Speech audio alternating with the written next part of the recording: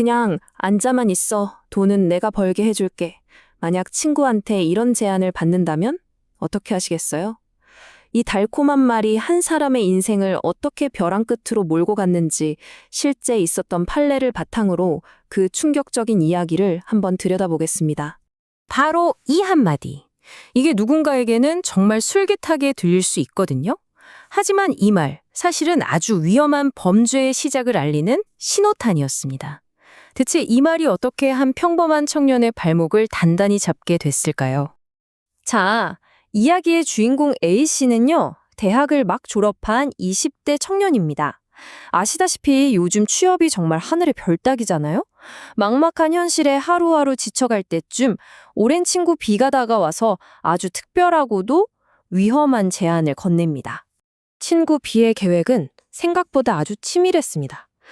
일부러 교통법규를 어기는 차들, 불법 유턴을 한다거나 신호 위반하는 그런 차들만 골라서 살짝 사고를 내는 거죠. 왜냐? 그래야 상대방 잘못으로 몰아가기가 쉽거든요. 그런 다음에 뻔하죠.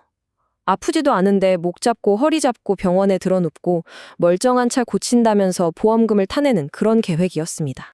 A씨도 처음에는 당연히 망설였겠죠. 이게 범죄라는 걸 아니까요. 바로 그때 B가 결정적인 한마디를 뜩 던집니다. 야, 너는 운전하는 거 아니잖아. 옆에 앉아만 있는데 무슨 책임이 있어? 와, 이거 진짜 그럴듯하게 들리지 않나요? 많은 분들이 운전한 사람만 책임지는 거 아니야? 이렇게 생각하시거든요. 결국 A씨도 이 말을 믿고 친구 차에 올라탔습니다. 그렇게 딱 한 번 예스라고 한 순간 이들은 멈출 수 없는 범죄의 늪으로 빨려 들어갔습니다. 처음 느꼈던 두려움은 금세 무뎌졌고요. 범행은 갈수록 더 대담해졌습니다. 이 사람들 그냥 막 한 게 아니에요. 정말 놀랄 만큼 체계적이었습니다. 한번 보세요. 먼저 법규 위반 차량을 표적으로 딱 정하고요. 고의로 쿵 부딪힙니다. 그러고 나선 이제 연기가 시작되죠. 아이고 목이야 허리야 아픈 척을 하고 병원에서 가짜 진단서를 받습니다. 마지막으로 이걸 보험사에 내고 합의금이랑 수리비를 받아내는 거죠. 이건 거의 한 편의 범죄 영화 시나리오 같지 않나요?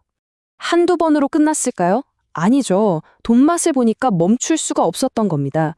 심지어 또 다른 친구 C까지 공범으로 끌어들였고 나중에는 사고를 낸 뒤에 경찰 조사를 피하려고 운전자를 바꿔치기 하는 대담함까지 보입니다. 범죄가 점점 조직적으로 변해간 거죠. 하지만 세상에 완전 범죄는 없죠. 꼬리가 길면 결국 밟히게 되어 있습니다. 특히 보험사에는요, 이런 사기만 전문적으로 잡아내는 어벤져스 같은 팀이 있어요. 바로 SIU, 특별조사팀입니다. 이 전문가들의 레이더에 A씨 일당의 이상한 패턴이 딱 포착된 거죠. 이 사람들? 왜 이렇게 사고가 자주 나지? 결국 덜미가 잡혔고 경찰 수사로 이어졌습니다. 자, 이제 무대는 법정으로 옮겨집니다. 모든 범행이 들통나고 재판에 넘겨진 A씨. 그는 자신의 무죄를 주장하면서 마지막 변론을 시작하는데요. 바로 여기서 이 사건의 가장 핵심적인 법적 쟁점이 드러납니다. A씨의 항변은 정말 절박했습니다. 재판장님, 저는 운전대를 잡지 않았습니다. 그냥 친구가 시키는 대로 차에 앉아만 있었을 뿐이에요. 사고는 B가 냈다고요. 나는 운전 안 했으니 죄가 없다. A씨는 정말 억울했던 걸까요? 아니면 법을 너무 쉽게 생각했던 걸까요? 자, 여러분이 만약 판사라면 어떻게 판단하시겠어요? 운전을 하지 않고 옆에 앉아만 있었던 A씨에게 정말 아무런 법적 책임이 없을까요? 법원이 과연 A씨의 손을 들어줬을지 지금부터 그 판결을 함께 보겠습니다. A씨는 조금이라도 기대했을지 모르겠습니다. 하지만 법의 저울은 아주 냉정하고 엄격했습니다. 법원은 A씨의 주장을 전혀 받아들이지 않았어요. 대체 왜 그랬을까요? 그 법적인 근거를 지금부터 하나씩 알기 쉽게 파헤쳐 보겠습니다. 결론부터 딱 말씀드리자면 A씨는 유죄 판결을 받았습니다. 법원은 그를 이 사기죄의 공동정범이라고 판단했어요. 이게 무슨 뜻이냐면 직접 운전대를 잡지 않았더라도 범죄를 저지른 주범과 똑같은 책임을 져야 한다는 겁니다. 자, 여기서 오늘 꼭 알아둬야 할 중요한 법률 용어가 나옵니다. 바로 공모 공동정범입니다. 말이 좀 어렵죠? 쉽게 말해서 범죄라는 한 편의 연극을 함께 기획했다면 무대 위 모든 사람이 주연 배우라는 뜻입니다. A씨가 차에 같이 타고 있었기 때문에 피해자고 여러 명인 것처럼 꾸밀 수 있었고 이걸로 더 많은 보험금을 타낼 수 있었잖아요. 그러니까 법원은 A씨가 이 범죄에 아주 핵심적인 역할을 했다고 본 겁니다. 그리고 또 하나의 핵심 개념이 바로 기능적 행위 지배입니다. 이것도 말이 좀 어려운데요. 풀어서 설명하면 이런 겁니다. A씨가 그냥 수동적으로 차에 앉아만 있었던 게 아니라는 거죠.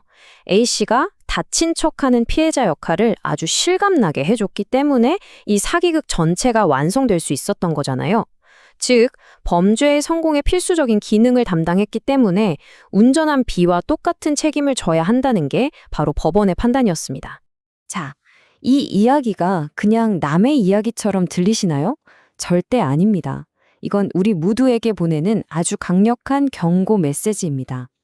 쉬운 돈이라는 유혹이 얼마나 무서운 결과를 낳는지 우리가 꼭 기억해야 할 몇 가지 사실들을 짚어보겠습니다. 보험 사기는요, 특별법에 따라서 아주 무겁게 처벌됩니다. 최대 징역 10년. 잠깐의 유혹 때문에 내 소중한 인생 10년을 감옥에서 보내야 할 수도 있는 정말 심각한 범죄입니다. 어디 징역뿐이겠어요? 최대 5천만 원의 벌금형도 가늠합니다. 한순간의 유혹에 빠져서 평생 갚아야 할 빚과 함께 전과자라는 낙인을 동시에 얻게 될 수 있다는 뜻입니다. 그럼 어떻게 해야 할까요? 첫째, 그냥 앉아만 있어 라는 말은 악마의 속삭임이라고 생각하고 무조건 거절해야 합니다. 동의하는 순간 당신도 공범이 됩니다. 둘째, 보험 사기는 결코 가벼운 범죄가 아니라는 점 꼭 명심하세요. 셋째, 친구를 위한다고 운전자를 바꿔주는 건 우정이 아니라 범인 도피죄로 함께 처벌받는 길입니다. 마지막으로 만약 이런 제안을 받았다면 즉시 금융감독원이나 경찰에 신고해야 합니다. 결국 모든 것은 이 한마디로 귀결됩니다. 쉽게 얻는 것처럼 보이는 것 뒤에는요, 반드시 혹독한 대가가 숨어 있습니다. 달콤한 유혹에 넘어간 한순간의 선택이 당신의 인생에 평생 지울 수 없는 기록을 남길 수 있다는 사실 절대로 잊지 마시기 바랍니다.